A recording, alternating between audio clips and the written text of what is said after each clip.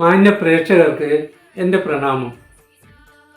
ദശരഥൻ ചെയ്ത 3 തെറ്റുകളാണ് അദ്ദേഹത്തിൻ്റെ വർത്തമാന ജീവിതവും ഭാവി ജീവിതവും ആകെ ദുരന്തപൂർണമാക്കിയത്.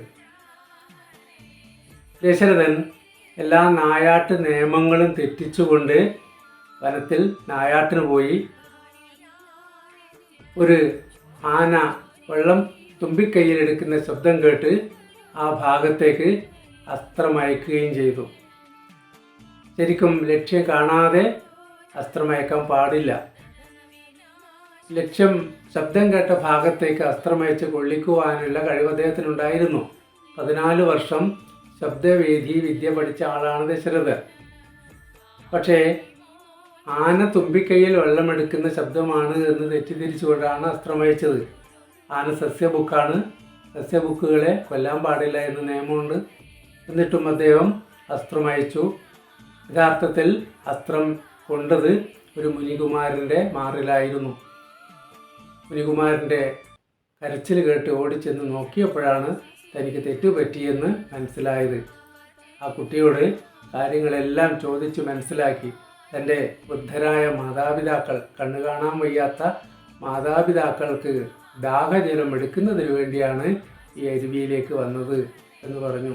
അതുകൊണ്ട് അങ്ങ് എത്രയും പെട്ടെന്ന് വൃദ്ധരായ എൻ്റെ മാതാപിതാക്കൾക്ക് ദാഹജലം എത്തിച്ചു കൊടുക്കണമെന്ന് മുനികുമാരൻ്റെ അഭ്യർത്ഥന കേട്ട് അദ്ദേഹം പർണശാലയിലേക്ക് പോവുകയും നടന്ന കാര്യങ്ങളൊക്കെ തന്നെ ആ വൃദ്ധരായ മാതാപിതാക്കളോട് ദശരഥൻ വിവരിക്കുകയും ചെയ്തു. തങ്ങളുടെ കുട്ടി കിടക്കുന്ന സ്ഥലത്തേക്ക് തങ്ങളെ എടുത്തു കൊണ്ടുപോകുവാൻ ആവശ്യപ്പെടുകയും അതുപ്രകാരം ദശരഥൻ ഈ വൃദ്ധരായ മാതാപിതാക്കളെ, കണ്ണു കാണാൻ വയ്യാത്ത മാതാപിതാക്കളെ എടുത്തു കൊണ്ടുപോവുകയും കുട്ടിയെ അവർ കാണുകയും തൊട്ടു നോക്കിക്കൊണ്ട് മനസ്സിലാക്കുകയും ചെയ്തു.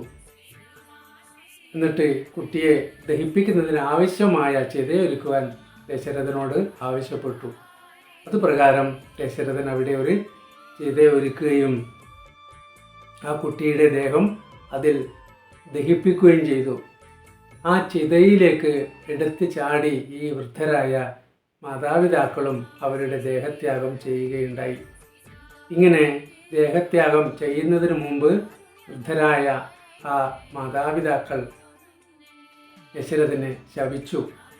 പുത്രദുഃഖത്താലാണ് ഞങ്ങൾ മരിക്കാനിടയാക്കിയത്, അതുപോലെ നീയും പുത്രദുഃഖത്താൽ മരിക്കാനിട വരട്ടെ എന്ന് ശപിക്കുകയുണ്ടായി. ഇതാണ് രാമൻ കാട്ടിലേക്ക് പോയപ്പോൾ ദുഃഖം സഹിക്കാൻ കഴിയാതെ രാമ രാമ എന്ന് വിളിച്ച് ഹാർട്ട് അറ്റാക്ക് വന്ന് ദശരഥൻ മരിക്കാനിടയാക്കിയത്.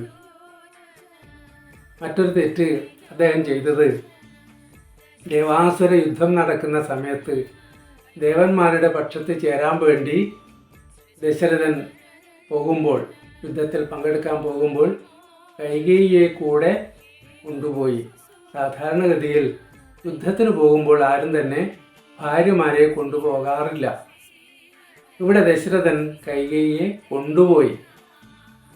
കാരണം ഒരു അസ്ത്രമെങ്ങാനും ലക്ഷ്യം തെറ്റി കൈകേയിയുടെ ശരീരത്തിൽ കൊണ്ടാൽ കൈകേയി അവിടെ കൊല്ലപ്പെടും. അങ്ങനെ ഒരു റിസ്ക് ആരും ഏറ്റെടുക്കുകയില്ല. എന്നിട്ടും എന്തുകൊണ്ടോ ദശരഥൻ കൈകേയിയെ കൊണ്ടുപോയി. യുദ്ധമൊക്കെ കഴിഞ്ഞ് യുദ്ധത്തിൽ വിജയിച്ചതിന് ശേഷം വിശ്രമിക്കുന്ന സമയത്ത് കൈകേയി ദശരഥനോട് പറഞ്ഞു, അങ്ങ് യുദ്ധം വിജയിക്കാൻ കാരണം ഞാനാണ്. യുദ്ധം നടന്നുകൊണ്ടിരിക്കെ തേരിൻ്റെ ഒരു ആണി തെറിച്ചു പോവുകയും അവിടെ ആണിക്ക് പകരം എൻ്റെ കൈവിരൽ വെക്കുകയും ചെയ്തതുകൊണ്ടാണ് അങ്ങേക്ക് യുദ്ധം വിജയിക്കുവാൻ സാധിച്ചത് എന്ന്. ഇത് കേട്ടപ്പോൾ ദശരഥൻ കൈകേയിയോട് പറഞ്ഞു, ദേവി, അങ്ങ് രക്ഷിച്ചത് ദശരഥനെ അല്ല, അയോധ്യ രാജ്യത്തെ തന്നെയാണ്. അതുകൊണ്ട് 2 വരം തരാൻ ഞാൻ ആഗ്രഹിക്കുന്നു. എന്താണ് ദേവിക്ക് വേണ്ടത് എന്ന്. അപ്പോൾ കൈകേയി പറഞ്ഞു, ഇപ്പോൾ ആവശ്യമില്ല, ആവശ്യമുള്ളപ്പോൾ തന്നാൽ മതിയെന്ന്.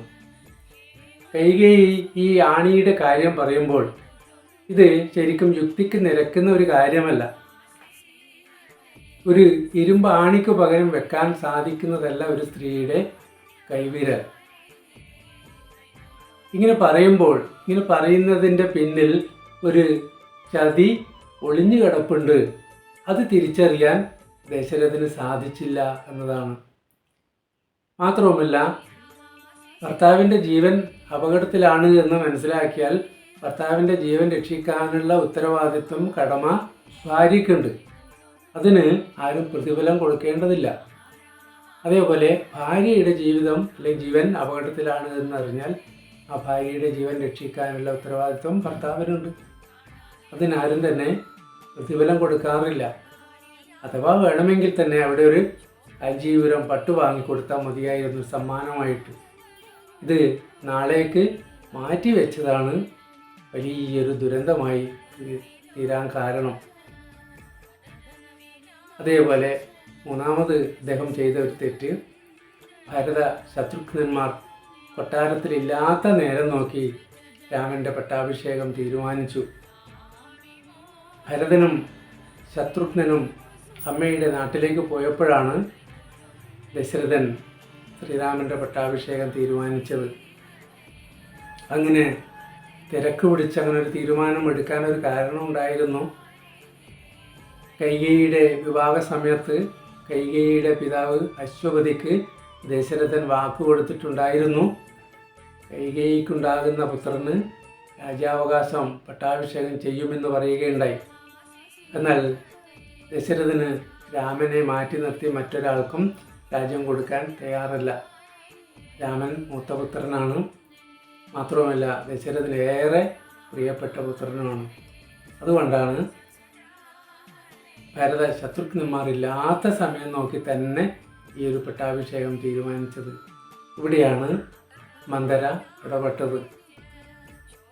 മന്ദര ഇന്ന് കൈകേയിയോട് പറഞ്ഞു, ഇതാ രാമൻ്റെ പട്ടാഭിഷേകം ആരും അറിയാതെ ചെയ്യുകയാണ് ദശരഥൻ.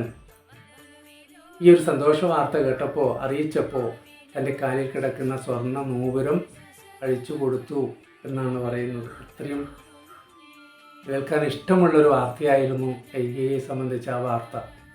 ഒടുവിൽ മന്ദര തെറ്റായ ഉപദേശം കൊടുത്തപ്പോൾ രാമൻ ഇവ രാജാവായി മാറിയാൽ കൗസല്യ രാജമാതാവാകും, നീ ഈ രാജമാതാവിൻ്റെ ദാസിയായി മാറും, എൻ്റെ മകൻ ദാസനായി മാറും എന്നൊക്കെ പറഞ്ഞു. അങ്ങനെ പറഞ്ഞുകൊണ്ടേയിരുന്നപ്പോൾ കൈകേയിയിൽ വലിയ മാറ്റമുണ്ടാവുകയും ദശരഥനോട് പറഞ്ഞു, രാമൻ്റെ പട്ടാഭിഷേകത്തിന് കൂട്ടിയ എല്ലാ ഒരുക്കങ്ങളും മാറ്റി എൻ്റെ മകന് രാജ്യാവകാശം കൊടുക്കണം.